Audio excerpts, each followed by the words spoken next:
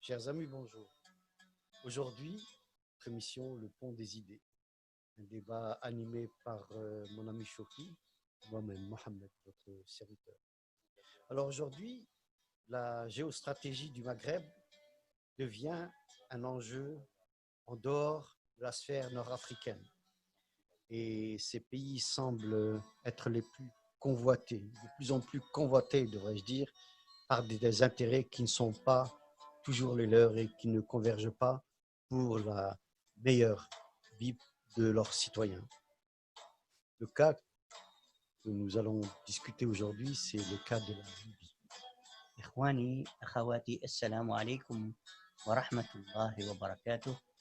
نلتقي اليوم في أول حصة من جسر الأفكار الذي ينشطه شوقي مع أخيه محمد.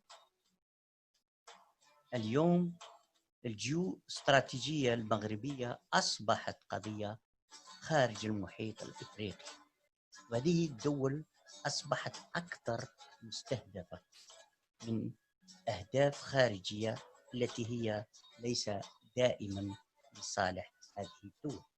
الموضوع الذي سوف نتطرق إليه اليوم هو قضية ليبيا. Oui, le cas de la Libye que nous allons essayer d'illustrer, comme je vous disais à l'instant, c'est un cas où, sous des excuses humanitaires, on a détruit ce pays, on l'a mis au feu et à sang. Avant de rentrer dans ce débat d'idées, je voudrais quand même essayer de donner une définition de ce qu'on appelle l'humanitaire. Alors l'humanitaire, c'est quoi? C'est quoi la définition de l'aide humanitaire? L'aide humanitaire est une façon d'aider par le biais de la solidarité en donnant du temps ou de la charité, en donnant de l'argent au bénéfice de populations précaires du globe. Ces populations peuvent être pauvres, sinistrées suite à une catastrophe ou prises dans une guerre.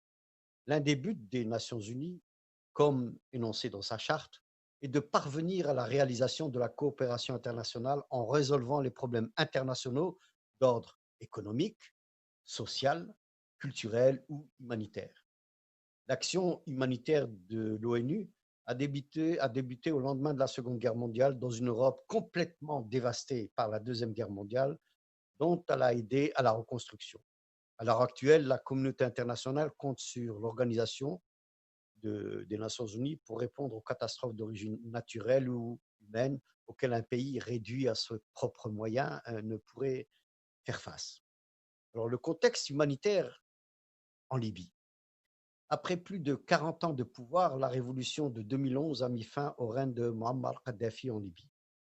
Depuis, le pays est confronté à une forte instabilité politique et un éclatement de l'État ayant conduit en 2014 à une véritable guerre civile entre les différentes tribus nomadiques.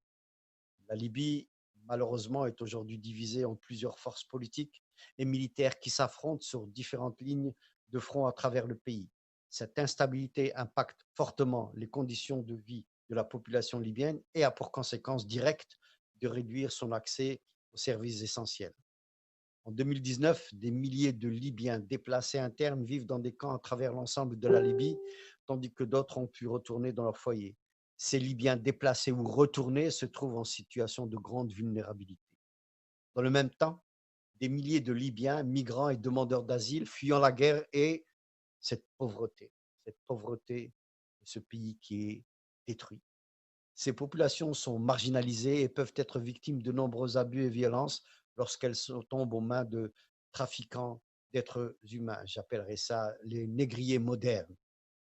Alors ces conflits armés récurrents, l'instabilité politique, l'effondrement du système économique et la crise financière mondiale, mais aussi celle qui a entraîné la Libye vers une crise humanitaire complexe. Il est estimé à plus de 850 000 personnes qui ont besoin d'une assistance humanitaire. Et ça, ce sont les chiffres de 2019, pas les chiffres de 2020 avec les événements dont vous êtes certainement au courant. Alors ainsi, après 10 années d'instabilité, de presque 10 années, devrais-je dire, d'instabilité et de conflit, et bien que la situation diffère fortement d'une région à l'autre du pays, l'accès aux services de base reste largement restreint pour les franges les plus vulnérables de la population libyenne. Celle-ci rencontre notamment de grandes difficultés pour accéder aux services médicaux. De nombreux services de santé primaires et hôpitaux sont encore non fonctionnels du fait de destruction, de l'absence de matériel et de ressources humaines, ou demeurent inaccessibles en raison d'un contexte sécuritaire que vous comprenez bien est dégradé et devient très dangereux. En outre, du fait de l'actuel conflit et du dysfonctionnement des services de base, de plus en plus de personnes souffrent de problèmes psychosociaux et de stress post-dramatique. Au-delà des impacts immédiats de la crise libyenne évoquée, les réfugiés demandeurs d'asile sont pris en étau. D'une part, étant victimes de discrimination, ils n'ont pas accès aux services essentiels. D'autre part, ils vivent cachés des trafiquants pour qui ils sont des proies faciles et lucratives. نحن مع هذا مشكل الإنساني، ولكن ما يهمنا في هذه القضية هو قضية الجزائر. الجزائر دائما كان موقفها حيادي، والتساؤل الذي يطرح نفسه كيف أن بحرب في حدودنا، ويعتبر الحدود القريبة للوطن الجزائر فهي تعتبر على أرضنا، لأن الأمن الحدودي يتعدى الحدود الجغرافية. اليوم في ليبيا يوجد فرنسا، مصر، الإمارات، روسيا وتركيا وأمريكا، وهذا يعتبر حرب باردة جديدة على حدودنا، ونحن نقف متفرجين حياديين ونتصارع على هرم السلطة، يعني بين الDRS والرئاسة، ناس تتصارع من أجل أن تحافظ على مصالحها ومصالح الوطن في خطر. السؤال الذي نطرحه اليوم كيف نتصدى لهذه المشكلة التي تقع على حدودنا. Oui, là, je me sens obligé de répondre à mon ami Chaukri, qui lui parle, et je crois qu'il a illustré, c'est une guerre par proxy. Il a aussi parlé d'une certaine causalité sur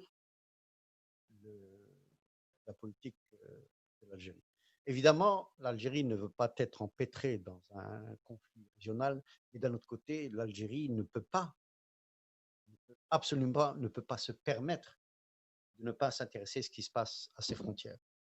Alors, moi, je vais, sans être d'accord avec Choukri sur tout ce qu'il a dit, mais on y reviendra, mais moi, je vais revenir un petit peu, je fais un petit peu l'historique. Alors, la Libye et cette intervention dont Choukri a parlé, c'est celle de la Turquie, par exemple. Alors, l'aide humanitaire turque est-elle désintéressée? La Turquie, elle envoie des tonnes et des tonnes d'aide humanitaire aux villes libyennes, notamment à celle de Beni Wellet. Et le service chargé des questions d'urgence au sein de leur bureau, c'est celle du Premier ministre. Il y a des avions cargo de l'armée qui quittent Ankara pratiquement maintenant 2 à 3 fois par semaine pour apporter, entre guillemets, de la nourriture aux habitants et aussi de répondre aux premiers besoins d'aide d'urgence, selon évidemment un communiqué officiel sur Internet à partir d'Ankara. Dans la mesure où il n'y a pas d'aéroport important dans la ville, les colis d'aide humanitaire seront déposés par des parachutes, a-t-elle précisé cette même agence de Ankara.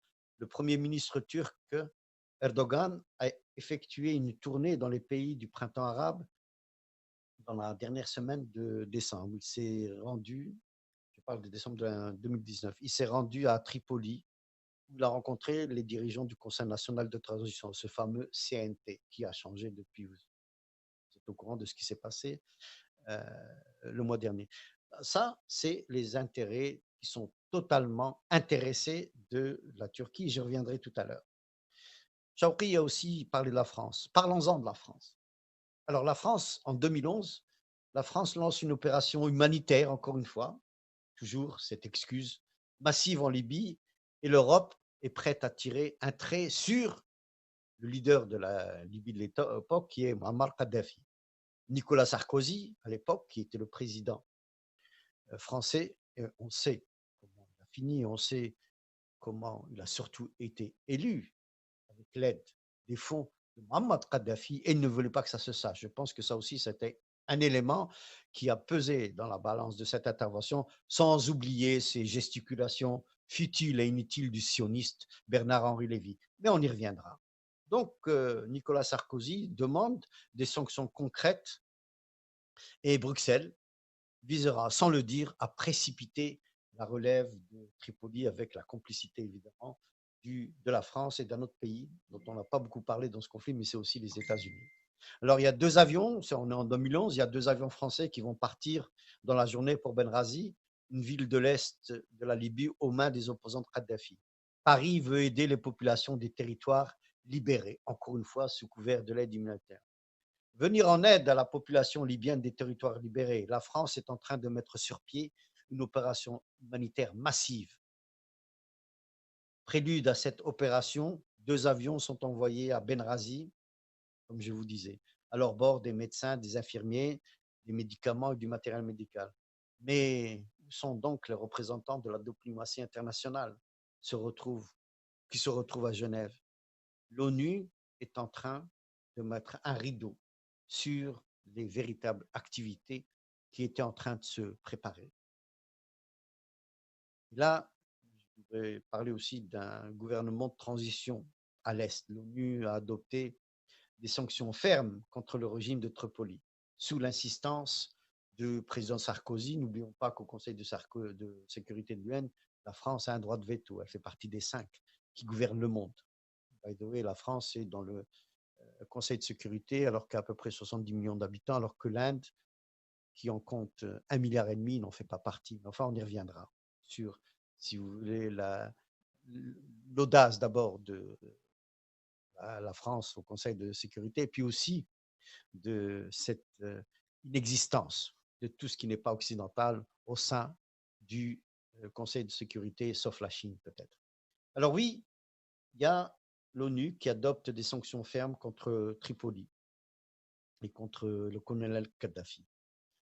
Ben Ki-moon, qui était à l'époque le secrétaire général des Nations Unies, a reconnu que ces sanctions ne permettraient pas à elles seules de stopper la violence de la répression. Sur le terrain, il y a des mouvements de contestation sans précédent. Le colonel Kadhafi et les forces qui lui sont restées loyales ne contrôlent plus Tripoli et sa région. Je vous rappelle, on est en 2011. Les opposants ont créé un gouvernement de transition qui s'appellera le Conseil national indépendant, CNI, chargé de représenter les villes entre guillemets libérées. En attendant de marcher sur Tripoli, ils tentent de remettre les habitants au travail et d'organiser une administration dans l'Est. Et est-ce que ça, c'est une aide humanitaire à but humanitaire ou c'est une aide qui est appelée à mettre des dirigeants qui répondent aux ordres et aux invectives du Conseil de sécurité? Et là, je laisse encore une fois Chauki répondre à ce sujet puisque j'ai exprimé mon désaccord avec ce qu'il avait dit. أنا أشاطرك الرأي بأني كنت عنيف، لكن يجب على النظام الجزائري أن يستيقظ، لأن الناس قاعدة عارفة باللي راهي حرب في ليبيا، حرب مصالح. عندنا إنباز أمريكان راهي في تونس، في جنوب تونس. عندنا لوكاو في مالي والنيجر. عندنا المغرب اللي عندها تتعامل مع الصهاينة وعندها قاعدات.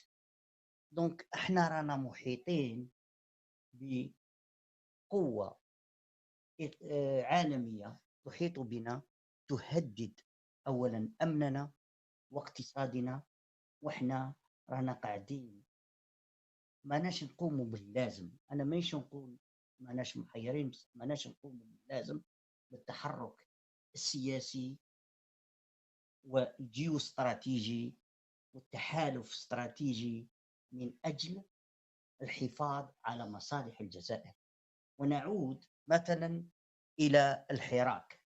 نحن لما قمنا بالحراك قمنا بحراك شعبي سلمي، ورأينا أن هناك ناس حبوا يرجعوا الحراك ثورة شعبية، وهذا خطر.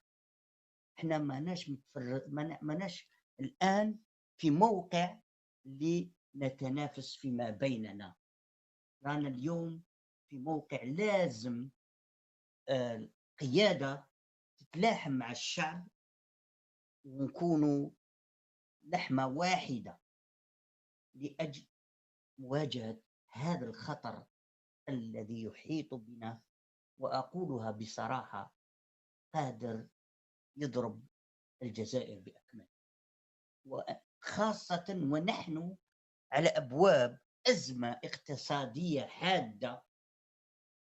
لما ما نقفوش كرجل واحد أمام هذا الخطر، مانيش عارف ماذا سيكون ولا ماذا سيعطينا المستقبل. Alors, pour répondre à Chouki sur ce qui vient d'être dit, bon, je crois qu'il a fait des propositions et aussi il a dénoté du factuel. Mais moi, je voudrais dire une chose, de dire ceci, et vous m'excuserez de mon langage. Alors, moi, je dirais que le pur ennemi de la vérité n'est pas le mensonge, justement, ses convictions qui, elles, deviennent la seule vérité. Mais la seule vérité de qui? Alors, pour ceux qui ne connaissent pas l'histoire du monde arabe, il faut rappeler que c'est en Égypte, membre des Nations Unies, que tous les leaders de l'indépendance du monde arabe s'y sont trouvés. Mais après le colonialisme qui a gouverné le monde arabe et aujourd'hui qui sont les ONG humanitaires, entre guillemets, et dans ces mêmes pays dévastés par les guerres qui ont été causées par les ex-colonialistes. Alors on assiste d'ores et déjà à une évolution dans cette région où les cartes sont en train d'être redistribuées ou on est en train d'essayer de les redistribuer sans évidemment avoir consulté les principaux intéressés, c'est-à-dire les pays du Maghreb et mon pays, l'Algérie. Alors la question libyenne est fondamentale dans cette région, mais surtout pour nous aussi, les Algériens. C'est une question de sécurité. Là, on en vient au sécuritaire. Et alors, moi, je dis, les arrière-pensées de l'OTAN dans cette région sont depuis longtemps sous hyper grande surveillance américo-européenne. Nous sommes, comme on l'a dit en traduction, convoités. Convoités non seulement pour nos richesses, le pétrole, après tout, d'ici quelques temps, comme à l'époque du charbon, il ne sera plus utile, mais pour notre situation géostratégique. N'oublions pas que le Maghreb a de tout temps été convoité. On va faire un petit rappel d'histoire. Si vous prenez la Grèce, elle ne s'est pas arrêtée à Athènes, elle allait sur les côtes d'Afrique du Nord jusqu'en Espagne et au sud de la France pour aller en Italie. Rappelez-vous Carthage. Carthage, c'était une grande civilisation avant la civilisation romaine. C'est même Carthage qui a créé la civilisation romaine. Rappelez-vous d'Hannibal. Donc, une fois, je vous donne ces petites notes historiques pour dire que bon, le Maghreb a toujours été convoité. Ou à l'époque de l'Antiquité, comme je viens de vous le citer, c'était le grenier de l'Afrique. Donc, le grenier aussi pour les grandes puissances qui étaient Rome, Carthage. Sparte aussi, je suis sûr que vous avez entendu parler de ça, mais là, ce n'est pas un cours d'histoire. Là, on va revenir au problème lumière. Donc, c'est dans ces zones stratégiques, non pas d'un point de vue pétrolier, comme je disais, mais d'un point de vue géopolitique.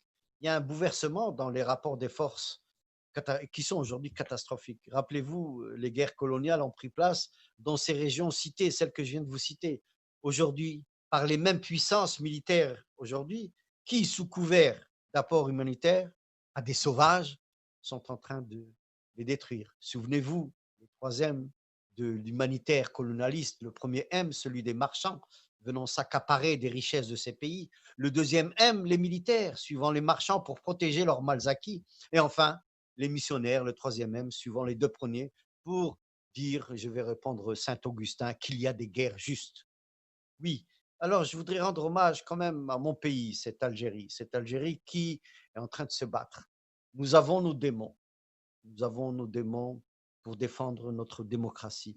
Nous avons nos démons avec un certain manque de liberté. Nous avons des démons parce qu'il y a un manque de participation dû à ce conflit démographie-démocratie. Mais ceci ne donne pas droit à cette intervention en Libye sans nous donner un droit de regard. Et je ne parle pas du droit à l'ingérence. Ce n'est pas un droit à l'ingérence, c'est un droit à la défense. Donc, nous allons faire très attention à cela. Et je laisse Chouki pour conclure ce débat d'idées, le pont des idées. Et je vous laisse la parole.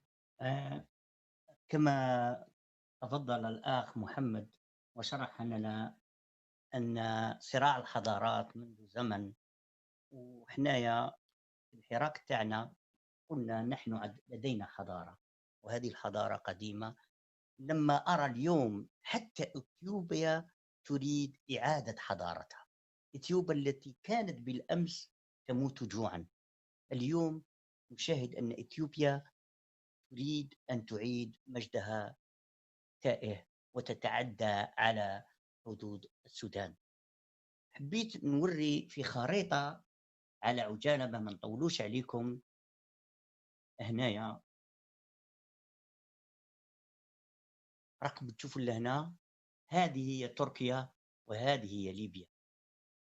هذه هم الحدود البحرية لتركيا وهذه الحدود البحرية لليبيا. الآن ليبيا جارت تركيا، ولهذا تركيا عملت معاهدة بينها ولا أحد تعرض للمعاهدة. والآن هدف تركيا ليس فقط حماية ليبيا ومن أجل قضايا إنسانية كما قال محمد، ولكن الآن تعدد الموقف، أصبح موقف تجاري، لأن الحرب الحالية هي حرب تجارية، حرب بين أمريكا والصين، حرب تجارية. ما عندهمش حدود يتقاتلوا عليهم، لكن لهم أسواق تجارية يتصارعوا من أجلها. الآن تركيا راهي تقول أستثمر البترول والغاز الموجود في محيط ليبيا، وحنايا دولة عايشة بالبترول والغاز. أولا هددتنا أمريكا في غازنا لأوروبا حينما أخذت الغاز الصخري، وهنا يرى تهديد اقتصادي للجزائر في عيشنا، واليوم سوف نعرف تهديد تركي لاقتصادنا. حقيقة هناك صراع، والجزائر تقدمت بوزيرها الخارجية السابق بحل سلمي، ولكن يا للأسف الأمم المتحدة عمرها ما حلت مشاكل، وعمرها لكانت تبحث على السلم، ولكن تبحث على مصالح الدول الكبرى.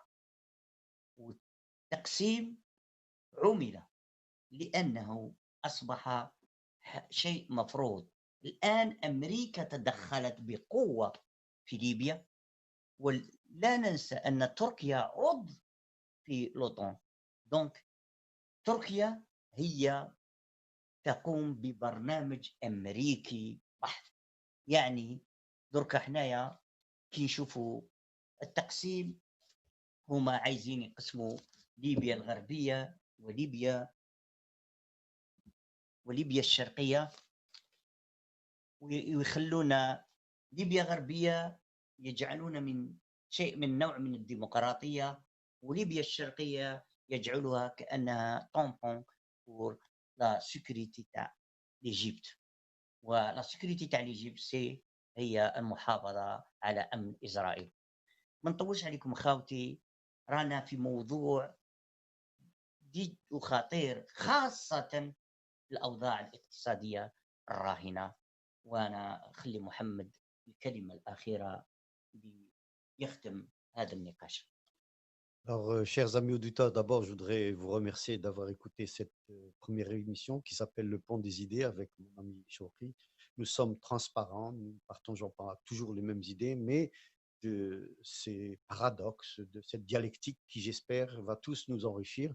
Nous allons essayer, une fois par semaine, de vous présenter ces émissions. Encore une fois, je vais conclure en vous disant merci, merci à Chokri, et que vous dire si ce n'est que en nous informant, en essayant de faire comprendre que nous sommes une entité existante et que les temps des colonies est terminé. Nous avons aussi notre droit de regard sur nos propres pays sans, encore une fois, vouloir bousculer et être, si vous voulez, revenir au temps, comme je disais tout à l'heure, de ces colonies. C'est ça l'objet de notre discussion aujourd'hui. C'est aussi ça l'objet des ponts des idées. On n'est pas contre recevoir d'autres idées, mais par contre, on sera toujours contre, on se battra toujours contre pour l'indépendance de notre Algérie chèrement acquise, pour une Algérie une et indivisible avec toute cette richesse, cette pluralité, qu'elle soit